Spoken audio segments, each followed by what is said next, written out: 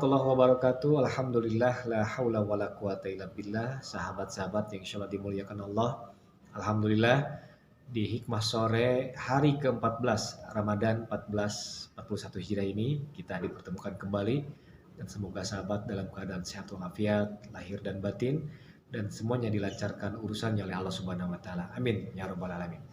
Sahabat, di hikmah sore kali ini kita akan coba mengangkat tema tentang 5 tingkatan manusia dalam mendirikan sholat wajib. Tema ini saya ambil dari salah satu karya tulis Imam Ibnul Qayyim Al-Jauzi yang mudah-mudahan pembahasan ini ada manfaatnya untuk kita semua dan sekaligus menjadi bahan introspeksi bagi kita ada di tingkatan mana kita dalam masalah melaksanakan atau mendirikan sholat wajib ini. Namun sebelum kita bahas itu, sedikit saya ingin menyampaikan betapa pentingnya amalan sholat wajib dalam amal-amal ibadah kita kepada Allah. Sholat wajib menduduki urutan terpenting, perkara terpenting, terhebat dan terbesar di dalam masalah ibadah kita kepada Allah. Kenapa? Karena Rasulullah SAW bersabda, sebaik apapun amal kebaikan kita, sebanyak apapun amal kebaikan kita di dunia ini, kelak di akhirat ditentukannya itu oleh sholat kita. Jika sholat kita diterima oleh Allah, maka amal-amal yang lain akan diterima oleh Allah. Tapi sebaliknya, jika sholat kita ditolak oleh Allah, maka semua amal kita, baik amal yang menurut kita baik, atau baik menurut amal itu adalah banyak, akan ditolak oleh Allah Subhanahu wa Ta'ala. Betapa pentingnya berarti perkara sholat wajib ini. Nah, Imam Ibnul Qayyim kemudian merinci ada 5 tingkatan orang dalam melaksanakan sholat 5 wajib, 5 waktu ini yang wajib ini. Yang pertama, orang yang berdosa dengan melaksanakan sholatnya itu. Kok ada orang yang berdosa?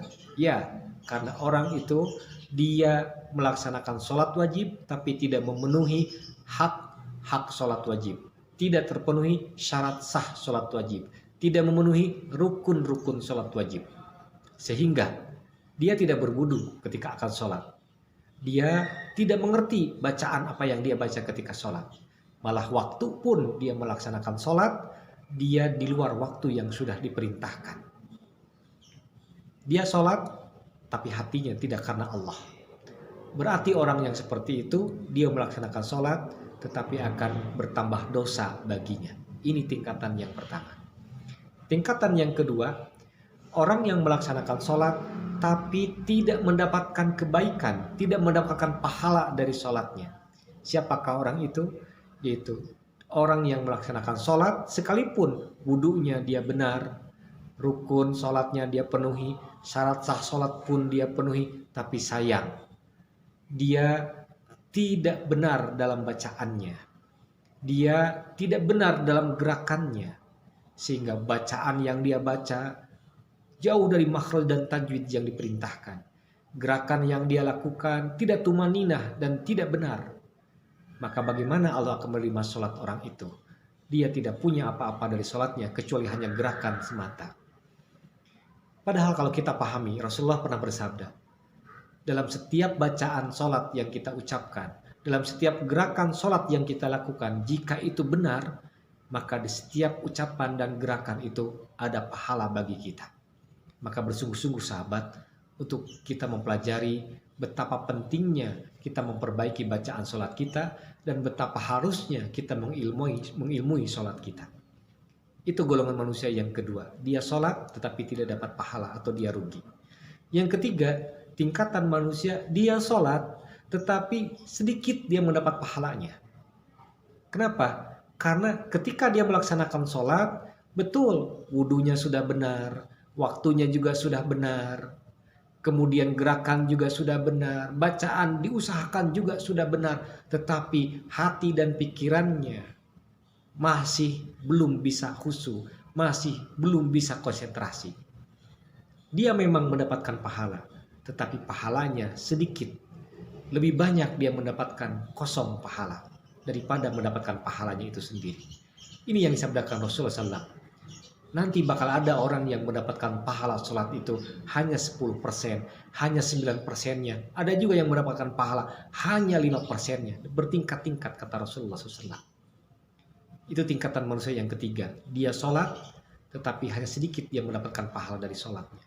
Tingkatan manusia yang keempat, tingkatan manusia yang dia mendirikan sholat dan dia mendapatkan pahala dari sholatnya. Kenapa? Karena orang ini selain menjaga wudhunya sudah benar, waktunya juga benar, gerakan dan bacanya juga benar, juga dia sudah bisa mengkondisikan hati dan pikirannya untuk khusyuk dalam melaksanakan sholat. Ini tingkatan orang yang keempat. Sholatnya sudah mendapatkan banyak pahala. Dan tingkatan yang kelima, orang yang sungguh-sungguh menikmati sholat. Saking dia menikmati sholat, dia tidak tahu dan tidak mengerti apa yang terjadi di sekitar dia. Dia fokus, dia khusyuk melaksanakan sholat. Apa yang pernah terjadi dan dilakukan oleh Umar bin Khattab radhiyallahu anhu. Saking mencintainya sholat, saking menikmatinya sholat, maka ketika darah sudah keluar dari badannya karena tusukan seorang Yahudi yang akan berniat membunuhnya, dia tetap menjalankan sholat. Rasa sakit, darah yang mengalir tidak dia sama sekali rasakan. Itulah orang yang kelima, sholatnya sudah benar-benar bisa dinikmati. Sahabat, ada di tingkatan mana kita dalam sholat? Mudah-mudahan kita termasuk orang-orang yang bisa menikmati sholat. Dan mudah-mudahan sholat yang kita laksanakan selama ini Allah berkenan untuk menerimanya. Dan mudah-mudahan kehilapan, kekurangan kita dalam melaksanakan sholat Allah berkenan untuk memaafkan dan mengampuninya. Terima kasih. Billahi taufiq wal hidayah. Assalamualaikum warahmatullahi wabarakatuh.